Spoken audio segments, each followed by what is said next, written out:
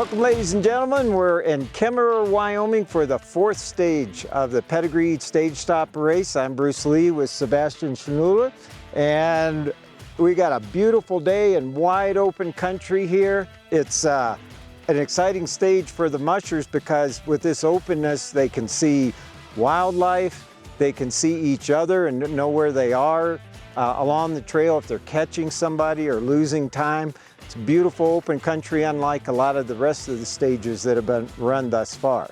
Yeah, Kemmerer is a wide open stage. It's also the halfway point right now for the mushers, and a little different dynamic this year. They won't be getting another day off. So that is changing how they're running the race and the strategy they're going to deploy.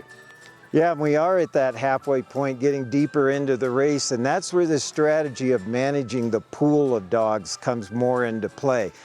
Taking 10 on the trail and then leaving some back here to rest for the next stage. So it becomes more focused in the mushers' minds, this rotation of dogs in the 14-dog pool.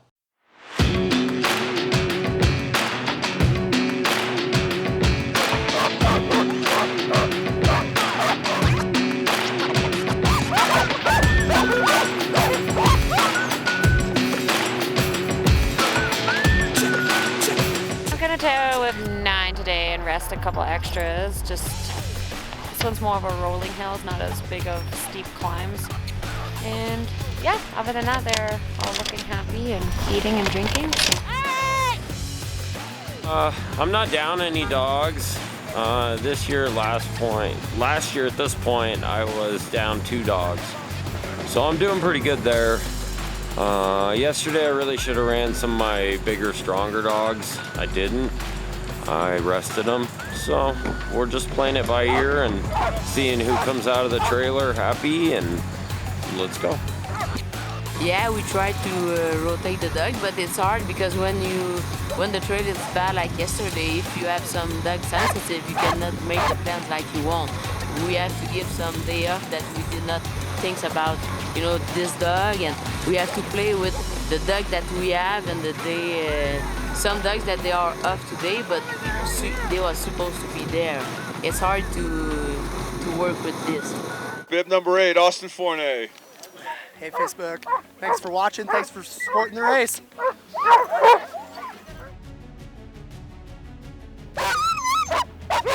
A lot of flats, so you'll be able to use your speed. I hope. if they wake up, Okay. Every day's been a learning experience, that's for sure. The game plan that we came in with when we got here went out the window on day 1, so every day it's new game plan, right? So go day by day. Ready? All right.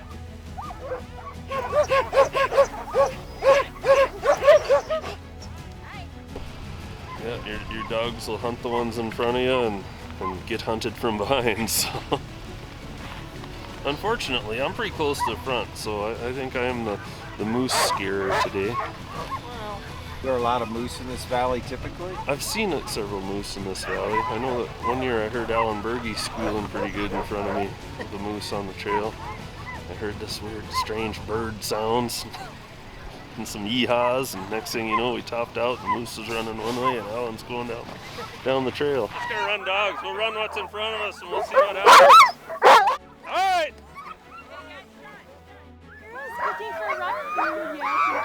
Yeah, I was nervous when Ryan first wanted to sign me up, because I was like, I don't know, there's switchbacks and there's cliffs and mountains, and I was pretty scared. But now doing it, I'm like, oh, I was being a baby. It's been super great. The conditions are lots of variables. In 5 miles up the trail, we could see 10-degree swings and packed powder and wind. So the notorious part about Kemmerer is low light.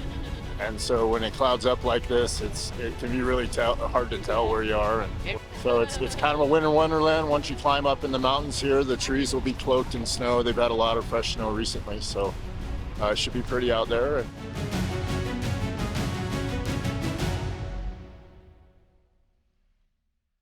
So I spent a lot more time right at the starting line today noticing equipment and how the dogs were being prepared for the trail. The outstanding thing to me was I saw a lot more booties on dogs' feet today. Some of that is just protection on this colder, more abrasive snow.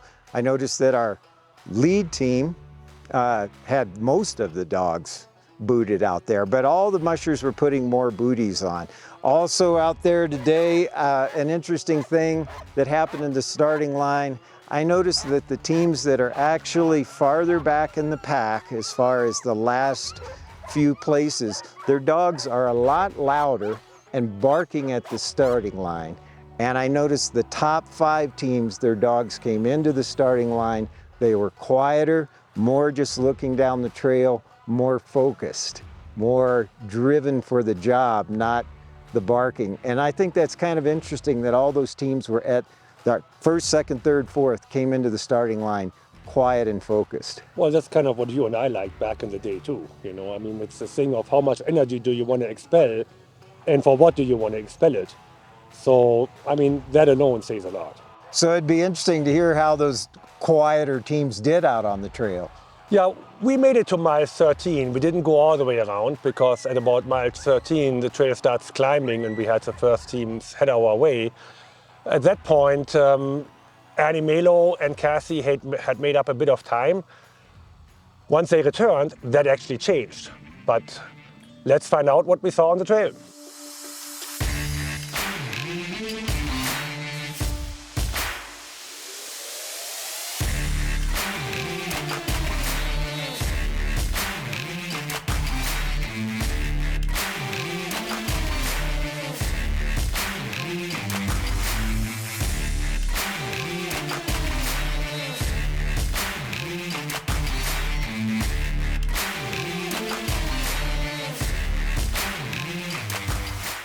Right now we are at about mile 8.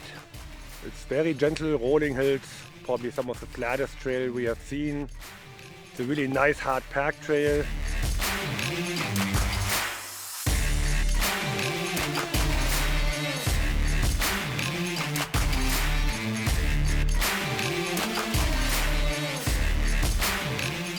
So Mike Bestgen just came by. It's actually his first time in the Pedigree stage stop, but he's by no means a rookie. He has been racing for 23 years, has just never made it here, and it was one of his bucket list items. And he's doing well. He is currently in 8th position.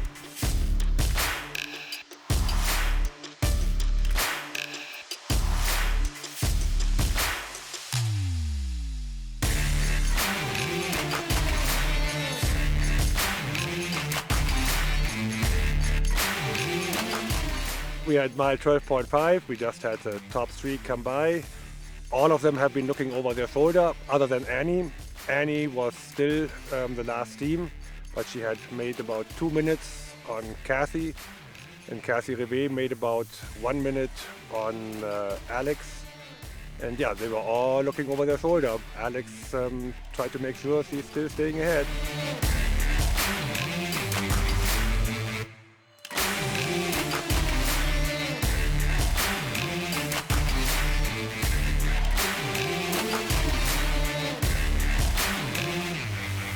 We are at mile 28.5. Laura Bornträger just came by, so did Alex Crittenden.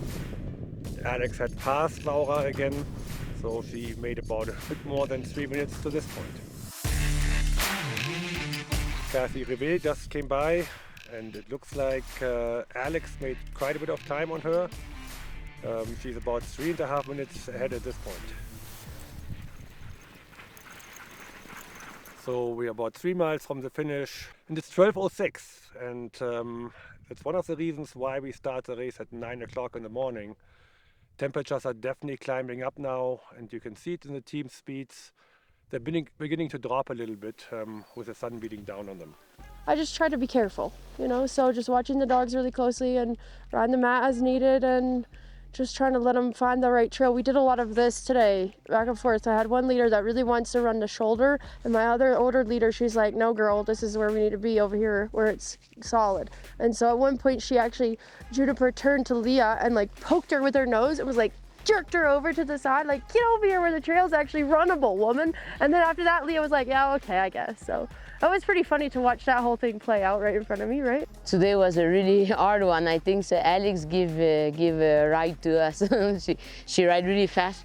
We go a plan set to go outside. To go at the loop not too fast and come back, normal. But it was so soft. It was hard to come back faster.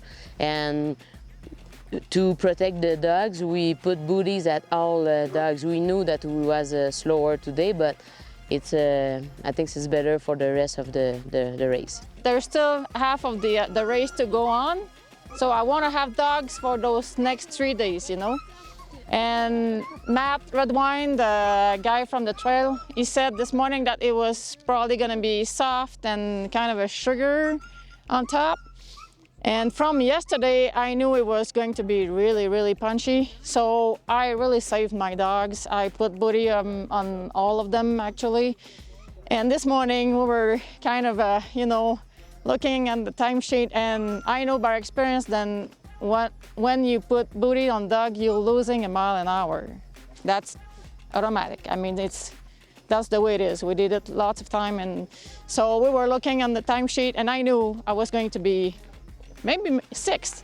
I mean, but that's the choice we made. We did a choice for the dogs. I want to have a team for the next 3 days, and actually I went out really slow, like a training run. Yeah, I thought the trail was a little better than yesterday. It was solid in places. Coming home, it was a little chewed up, but there was 16 dog teams and snow machines on it, so that was to be expected. Stretching them out a little longer today. The trail was about 36.5, so I'm guessing that's going to be the longest stage in the race, but we're over the hump.